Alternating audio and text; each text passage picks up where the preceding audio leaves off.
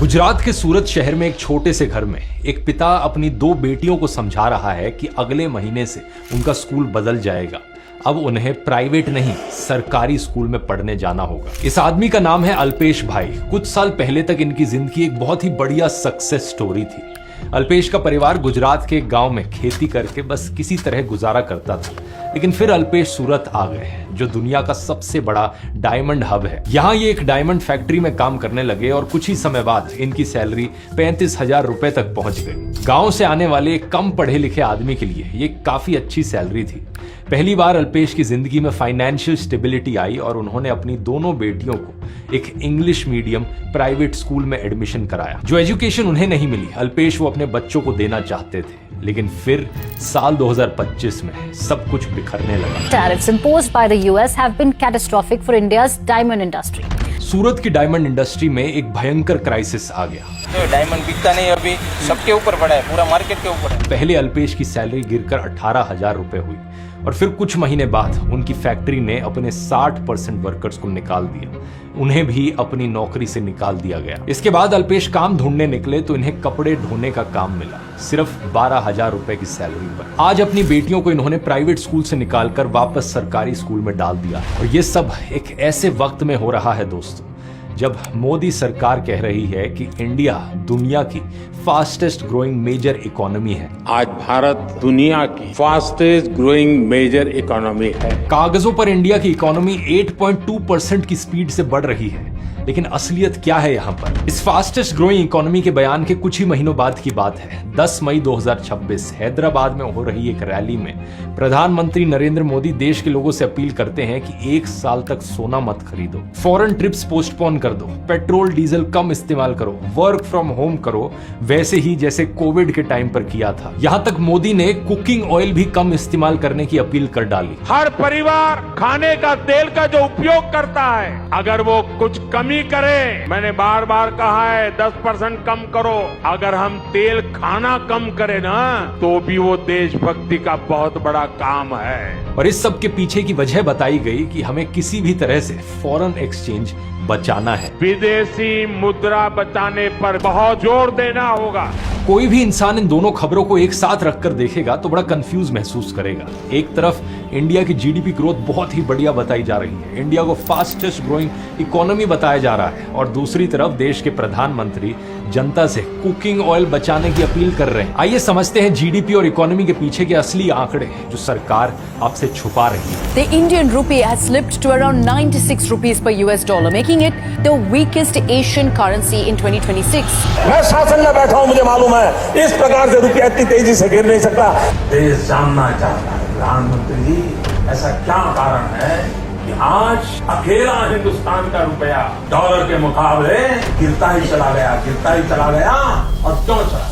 नमस्कार दोस्तों, 29 अगस्त 2025 इंडिया के जीडीपी नंबर्स पब्लिक किए जाते हैं। अप्रैल से जून 2025 के क्वार्टर में जीडीपी 7.8% के रेट से ग्रो करता है। यह आरबीआई के अपने फोरकास्ट से भी 1.3% ज्यादा था। नंबर्स काफी अच्छे लग रहे थे। क्रेडिट रेटिंग एजेंसी फिच ने भी इंडिया की एनुअल ग्रोथ रेट को लेकर अपना फोरकास्ट 6.5% से अपग्रेड करके 6.9% कर दिया। लेकिन ठीक इसी हफ्ते Ministry of Statistics and Programme Implementation चुपचाप एक रिपोर्ट रिलीज करती है। इस रिपोर्ट में पहली बार सरकार ने इनफॉर्मल सेक्टर का क्वार्टरली डेटा पब्लिश किया और इसमें जो लिखा था वो जीडीपी ग्रोथ की पूरी कहानी पर सवाल खड़े करता है। इस रिपोर्ट के मुताबिक अप्रैल से जून 2025 के जिस क्वार्टर में जीडीपी 7.8% बढ़ा था, उसी क्वार्टर में इंडिया के इनफॉर्मल मैन्युफैक्चरिंग सेक्टर में नौकरियां 9.3% कम हुई थी। पूरे इनफॉर्मल सेक्टर में नौकरियां 13.13 करोड़ से गिरकर 12.86 करोड़ पर रह गई। यानी सिर्फ 3 महीने में 27 लाख लोगों की नौकरियां चली गई। और डरावनी बात यह है कि ये तो सिर्फ एक ट्रेलर है, इससे भी भयंकर जॉब क्राइसिस शायद अभी भी आना बाकी है एआई की वजह से। वर्ल्ड इकोनॉमिक फोरम का अनुमान है कि साल 2030 तक एआई और ऑटोमेशन की वजह से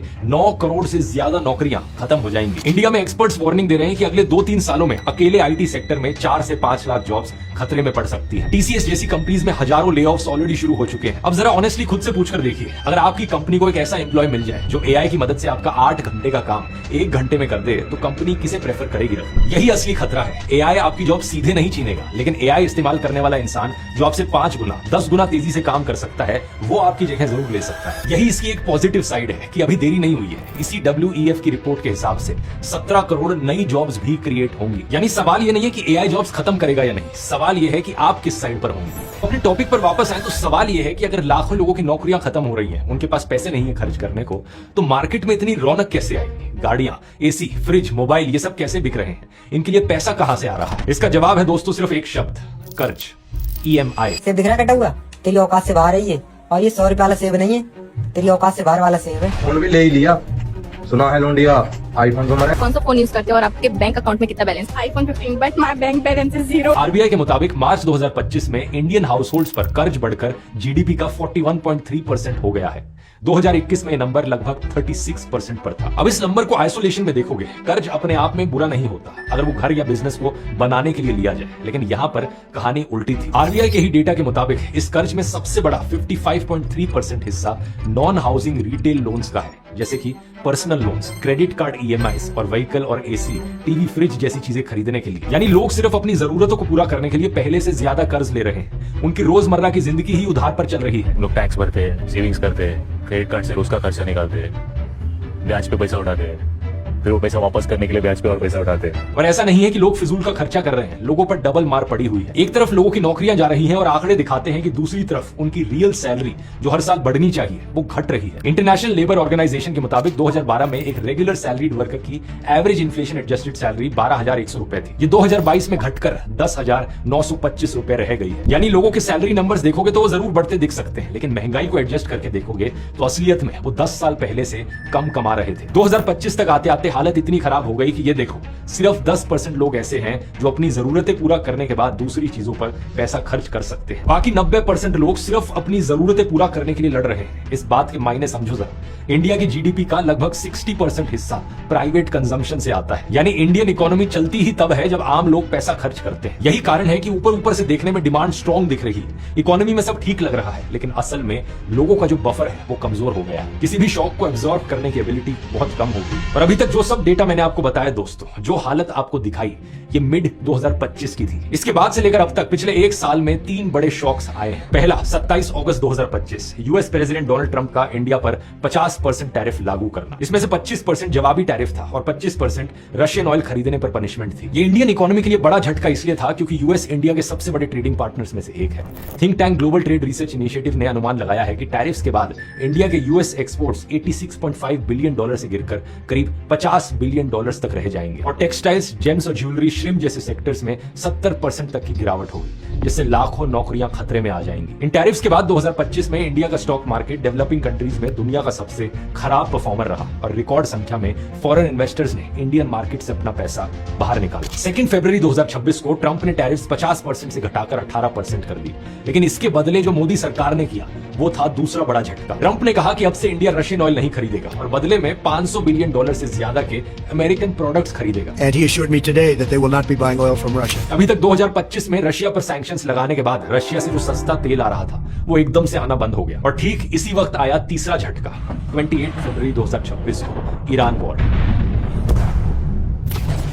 It will be totally again obliterated. US और इजराइल के ईरान पर हमला करने के बाद ईरान ने स्ट्रेट ऑफ हॉर्मुज को बंद कर दिया। फरवरी से अप्रैल के बीच क्रूड ऑयल की कीमत 58% और फर्टिलाइजर्स की कीमत 66% बढ़ गई और इसका सबसे ज्यादा नुकसान इंडिया को हुआ। इंडिया अपनी जरूरत का 55% oil import straight of Hormuz के रास्ते मिडिल ईस्ट से करता है। अब एक तरफ अमेरिका के दबाव में आकर रशिया से ऑयल इंपोर्ट बंद हो चुका था और दूसरी तरफ ईरान वॉर के कारण मिडिल ईस्ट से आने वाला तेल भी कम हो गया। अकेले मार्च के महीने में 40% कम ऑयल इंपोर्ट्स देखने को मिले। इंडियन इकोनॉमी की हालत पहले ही काफी खराब चल रही थी और इन 3 बड़े शॉक्स के कारण पूरी इकोनॉमी डगमगाने लगी। इसका असर सीधे आपके किचन पर भी पहुंचा। स्ट्रेट ऑफ हॉर्मुज बंद होने के बाद डोमेस्टिक LPG सिलेंडर की कीमत बढ़ी सिर्फ 60 रुपए, लेकिन असली क्राइसिस ये था कि कीमत बढ़ने के बाद भी सिलेंडर्स मिल नहीं रहे थे। 913 रुपयों में आने वाला एक डोमेस्टिक सिलेंडर ब्लैक में 2000 से 2500 रुपए में बिक रहा था। मई 2026 में 10 दिन के अंदर पेट्रोल डीजल की कीमत 7.5 रुपीज प्रति लीटर तक बढ़ा दी गई। लेकिन इन सब के बावजूद सरकारी आंकड़ों में मई 2026 का ऑफिशियल इन्फ्लेशन रेट सिर्फ 3.93% पर था। एक बार फिर से ऑफिशियल नंबर्स देखकर लगा कि सब ठीक है, सब चंगा सी, लेकिन जेएनयू के इकोनॉमिस्ट अरुण कुमार ने बताया कि एक गरीब के लिए असली इन्फ्लेशन रेट 4% नहीं 60% था। The inflation for the poor people is very high. You know, if you are earning 10,000-11,000 rupees per month and a gas cylinder of 14 kilos, which was 950 rupees, comes for 5,000 rupees, then your rate of inflation is 60%. Your rate of inflation is not 4%. तो क्या इसका मतलब ये हुआ कि वो 3.93% वाला आंकड़ा गलत है? नहीं, लेकिन वो अधूरा सच है। असली तूफान होलसेल प्राइसेस में दिख रहा है, जो रिटेल तक पहुंचने से पहले की स्टेज होती है। अप्रैल 2026 में होलसेल प्राइस इन्फ्लेशन पिछले 3.5 साल में सबसे ज्यादा 8.3% पर पहुंच गया। उस महीने फ्यूल और पावर की होलसेल इन्फ्लेशन करीब 25% पर थी और मैन्युफैक्चरिंग की 22 में से 21 कैटेगरीज में दाम बढ़ रहे थे, यानी महंगाई फटने को तैयार है। इसी महंगाई के साथ साथ एक और डर चल रहा है, जो हर इंपोर्टेड चीज की कीमत को एक साथ बढ़ा सकता है। Falling rupee, falling rupee, falling rupee. Falling rupee. गिरता हुआ रुपया। 20 मई 2026 को इंडियन रुपी डॉलर के मुकाबले ऑल टाइम लो 96.90 पर पहुंच गया और इसी के चलते 2026 में अभी तक इंडियन रुपी एशिया की सबसे खराब परफॉर्मिंग करेंसी रही है। अब इसे सिंपल भाषा में समझें तो रुपी कमजोर तब होता है जब देश में डॉलर्स कम आते हैं, यानी कम इन्वेस्टमेंट्स और कम एक्सपोर्ट्स, और इंपोर्ट्स की वजह से डॉलर्स की डिमांड ज्यादा होती है, डॉलर का खर्चा बढ़ जाता है, उससे भी रुपया सस्ता हो जाता है। अब रुपी गिरने का मतलब ये नहीं है कि सिर्फ विदेश घूमना महंगा हो गया है। इंडिया अपनी जरूरत का लगभग 90% क्रूड ऑयल इंपोर्ट करता है, तो जब रुपी गिरता है तो यही ऑयल, फर्टिलाइजर, मशीनरी, ये सब कुछ और महंगा हो जाता है। ऊपर से रुपी की वैल्यू गिरने की वजह से इंडिया के फॉरेन एक्सचेंज रिजर्व्स भी तेजी से नीचे जा रहे हैं। जिस हफ्ते ईरान पर हमला हुआ उस हफ्ते इंडिया के foreign exchange reserves 728 billion dollars के रिकॉर्ड हाई पर थे, लेकिन उसके बाद के सिर्फ 4 महीनों में ये लगभग 61 बिलियन डॉलर्स गिरकर 667 बिलियन डॉलर्स पर आ गए। अब इस नंबर में से भी अगर आप गोल्ड और आरबीआई की ट्रांजैक्शंस हटा दो तो इंडिया के पास असल में इस्तेमाल करने के लायक सिर्फ 471 बिलियन डॉलर्स के आसपास बचते हैं। ये नंबर जानते हो कितना शॉकिंग है? ये 6 महीने के इंपोर्ट से भी कम के बराबर है। 2014 के बाद से इतनी बुरी हालत कभी नहीं हुई। ऐसी सिचुएशन में आमतौर पर देश को बचाते हैं फॉरेन इन्वेस्टर्स जो डॉलर्स लेकर आते हैं, लेकिन वो तो पहले ही जा चुके हैं। 2020-21 में जहां net foreign direct investment 43.9 billion dollars थी, 2024-25 में वो गिरकर सिर्फ 0.96 बिलियन डॉलर्स पर आ गई। मतलब ग्राफ में यहाँ दोनों बार्स के बीच में डिफरेंस देखो कितना है। पिछले साल 2025 में फॉरेन इन्वेस्टर्स ने इंडियन मार्केट से 1.66 लाख करोड़ रुपीस निकाले। अब यही नंबर 2026 के पहले 6 महीनों में जानते हो कितना है? 2.7 लाख करोड़ रुपीस। 2.7 लाख करोड़ रुपीस, इतना पैसा फॉरेन इन्वेस्टर्स पिछले 6 महीनों में इंडिया से बाहर निकाल चुके हैं। अब यहाँ हर चीज सरकार की गलती नहीं है, लेकिन इस बात में भी कोई शक नहीं है कि मोदी सरकार की अपनी बेवकूफियों ने इस क्राइसिस को और बढ़ा दिया है। मैं इकोनॉमी की बात करूं तो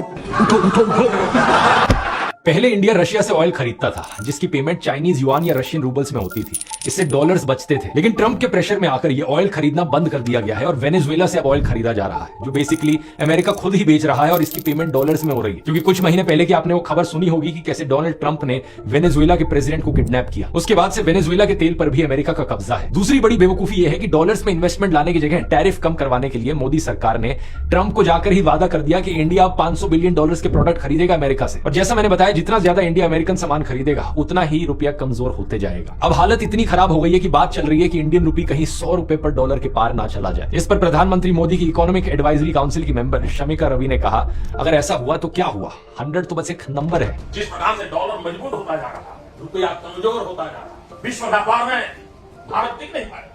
हमारे व्यापारी जो माल बाहर भेजते हैं, हमारे व्यापारी जो माल बाहर चलाते हैं, इस वॉर को सह नहीं पाएंगे। मई 2026 में कोटक महिंद्रा बैंक के फाउंडर उदय कोटक ने भी warning the. We have not seen the impact in the last 2 months of the Middle East war in terms of energy price transmission. It's coming, but we must prepare for the worst. Therefore, it is about preparation.